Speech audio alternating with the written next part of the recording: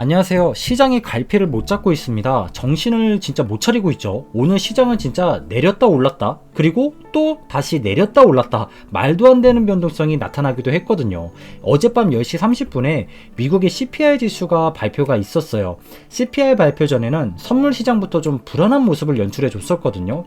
근데 CPI가 발표가 되고 나선 시장이 또 오르더라고요. 근데 또 얼마 못 가서 내리기 시작을 했습니다. 그래서 결국 오늘 정강우약으로 흘러가려나 보다 싶었는데 다시 소폭 오르기 시작을 하면서 결국 상승으로 마감을 해주었죠. 하지만 상승폭을 보시면 저처럼 내심 실망감이 드는 분들 꽤 많으실 거예요. 정말 오랜만에 CPI 앞자리가 6까지 내려왔는데 지금까지 CPI 때문에 우리가 1년 동안 고생했던 걸 생각해보면은 별로 오르지도 않아서 실망감이 드는 게 사실이죠.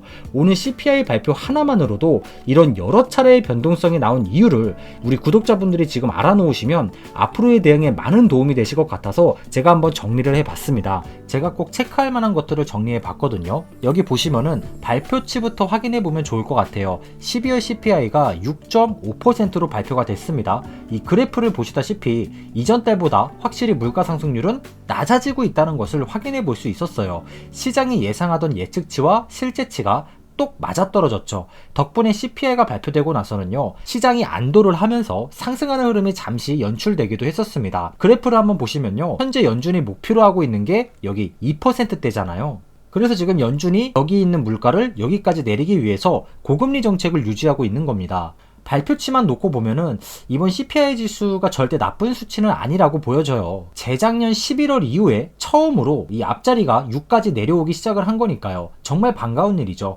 하지만 여기서 또 시장이 변덕을 부리기 시작을 합니다. 정강우약의 흐름이 나타나기 시작을 하더라고요. 이 말이 뭐냐면 시장이 이번 CPI를 긍정적으로만 받아들이긴 힘들다, 어렵다, 이런 뜻으로 해석해 볼 수도 있다라는 겁니다. 도대체 뭐가 문제인지 제가 조금 더 조사를 해봤어요. 근데 조사를 하다 보니까 왜 이렇게 시장이 변덕을 부리고 있는지 새삼 느껴지긴 하더라고요. 조사를 하면 할수록 경우의 수가 더 많아진다는 느낌을 저도 받았기 때문입니다. 일단 시장이 CPI가 발표되자마자 상승했던 이유로는 아마 이러한 관점으로 우리가 생각해 볼 수 있을 것 같아요. 이번에 발표된 CPI 세부 항목을 살펴보시게 되면요, 중고차랑 에너지 가격들의 가격이 많이 하락을 했다는 걸 알 수가 있거든요. 하지만 의료비나 주거비는요, 여전히 상승세를 유지하고 있었습니다. 하지만 CPI는 어때요? 크게 하락을 했다는 거죠. 의료비와 주거비가 상승했음에도 불구하고 CPI가 많이 하락했다라는 건 현 시국의 중요한 인플레이션이 계속해서 확실히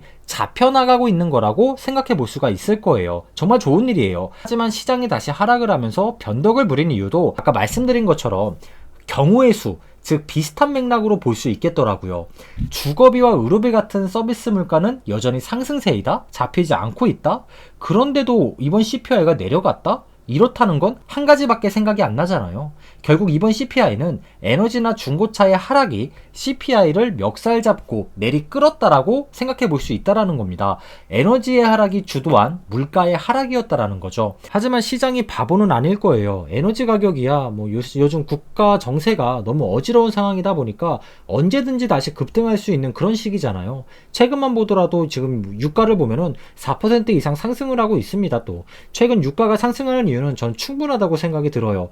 최근 정유사들에게 뭔가 할당되고 있는 수입 물량만 보더라도 여실히 드러나고 있잖아요. 중국의 경제 재개방이 또 한몫 단단히 하고 있기도 하고요. 세계 경제 전망이 조금씩 우호적으로 바뀌고 있는 시점이기도 합니다. 작년에 중국 경제가 2%대에서 올해는 벌써 4% 그것도 후반대까지 지금 개선이 되고 있고요. 미국도 점점 경착륙 대신에 연착륙에 대한 희망의 불씨가 계속 피어오르고 있는 그런 시점이 지금이에요. 개인적인 생각으로는요, 미국이 조만간 또 뭔가 러시아산 에너지에 대해서 어떤 새로운 제재 같은 것들을 내놓지 않을까 개인적으로는 예상을 해보고 있습니다. 주거 관련 서비스 물가는요, 지금 1년 넘게 거의 한 16개월인가 계속 상승하고 있습니다. 렌트비나 부동산 관련 이런 지표들이 하루빨리 하락세로 전환을 해줄 수 있어야지만 더 빠르고 확실하게 인플레이션을 잡을 수 있을 거예요. 금리만 놓고 보면 하루빨리 잡혀야 되는 지표들이 바로 이런 물가 지표들입니다. 최근에 고용시장이 흔들리면은 오히려 시장이 상승하는 모습이 나타나기도 했었잖아요. 그것도 아주 자주요. 이게 바로 이런 이유들 때문이거든요.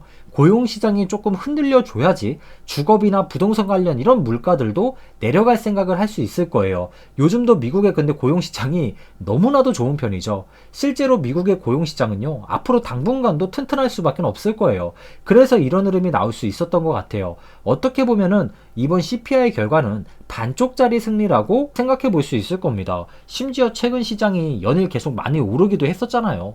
또 이번 CPI는 시장 예상치랑 똑같이 부합이 되면서 굉장히 좋게 발표가 됐단 말이에요. 하지만 예상치와 똑같이 부합했다라는 건 이미 시장에 이 CPI라는 호재가 선반영되어 있을 가능성 또한 충분히 농후하다고 생각을 해볼 수 있을 겁니다. 자, 그럼 이제 남은 건 뭘까요? 일단 오늘 정리한 내용들을 토대로 해가지고 이제 시장이 어떻게 받아들여 주느냐가 관건이 될 수 있겠죠. 이번 달도 연준 위원들의 연설이 많이 예정이 되어 있거든요. 우선 연준 위원들이 오늘 이런 CPI나 세부 항목들을 살펴보면서 어떠한 관점으로 바라보고 있는지가 앞으로 정말 중요해질 수 있을 겁니다. 혹시 몰라서 어제 CPI 발표 직후에 바로 금리 전망표를 살펴봤거든요. 여기 보시면 0.25% 금리 인상 가능성이 90% 이상으로 높아졌다는 것을 확인해 볼 수 있었어요. 이게 원래 79%였습니다. 근데 이제 90%를 돌파해 버렸거든요. 이런 걸 보면은 시장은 계속 금리 속도 조절이나 향후 금리가 내려갈 것이란 것에 베팅하고 있다, 이런 생각을 해볼 수 있을 것 같아요. 작년부터 해서 진짜 근 1년 동안 금리가 미친 듯이 올라왔습니다. 앞으로 한두 차례의 금리 인상이 더 예상이 되고 있긴 하지만 정말 힘든 보릿고개였지만 이미 벌써 우리 한 9분응선 정도까진 잘 버텨왔잖아요. 이제 오르면 얼마나 오르겠습니까? 그러니까 우리 회사 생활, 건강관리 각자 열심히 해 나가면서 이번 위기도 좀 잘 헤쳐나가 보자고요. 달팽이란 생물이 칼날이도 상처 없이 넘어가는 것처럼 우리 모두 상처 없이 이번 위기를 좀 기회로 잘 다듬어 나가봤으면 좋겠습니다.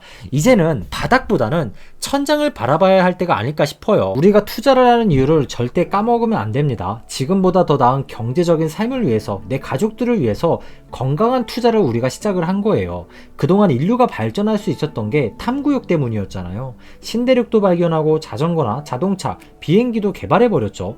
자산시장이 진짜 급격하게 발달된 건 정보통신 기술이 발전하고 나서예요.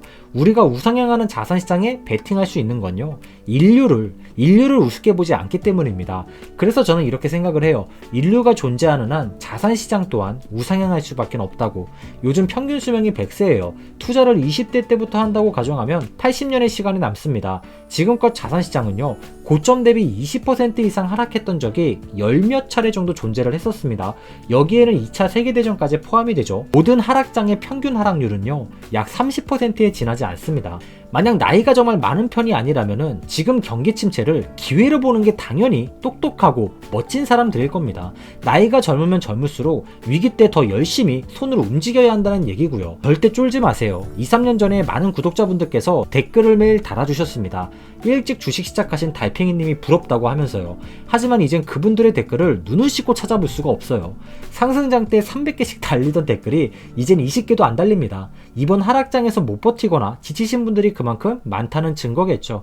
저도 제가 장기 투자를 처음 시작하고 나서 먼저 시작한 투자자분들이 부러웠던 적이 분명히 있었습니다. 하지만 저보다 먼저 시작한 제 지인들 중에서 지금까지 저보다 길게 투자하시는 분들은 이제 아예 없는 상태예요. 그리고 그 친구들과의 자산 격차는요, 항상 몇 년 전에도 마찬가지였고 상승장이 찾아올 때마다 더 벌어지곤 해왔었습니다. 과거의 하락장 때 마이너스가 무색해질 정도로 계좌가 확 반전이 돼버리는 그날이 분명히 있어요. 그리고 저도 항상 후회를 했죠. 아, 더 살걸. 결국 시간은 가더라고요. 결국 하락장도 지나가더라고요. 하락장이 짧냐 기냐, 하락폭이 조금 더 크냐 작냐의 차이지 결국 하락장은 끝나고 상승장은 어김없이 매번 찾아왔습니다. 지금의 하락장은요, 우리 구독자분들의 향후의 수익률을 더 극대화시켜 줄 수 있는 찬스 구간이라고 인식을 하셔야 되세요. 그러니까 이번에 스스로 달라져 보시길 정말 기원해 보겠습니다. 미래에 먼저 장기 투자를 하고 있던 남을 또 부러워하지 마시고 그 주인공이 자신이 돼보려고 해보세요. 그리고 지금 저와 매일 나누고 있는 이런 이야기들과 감정을 나중에 장기 투자 시작하는 사람들한테 전해주세요. 그럼 장기 투자를 하는 분들은 더 많아질 수밖에 없는 겁니다. 그럼 우리나라 시장은 더 건전해질 수밖에 없겠죠. 그러니까 나중에 우리 모두 원하는 크기의 자산을 만들어내게 된다면 나중에 몰디브에서 모히또 한 잔씩 하는 걸로 오늘 약속을 해보자고요. 제가 항상 응원하고 또 응원하겠습니다.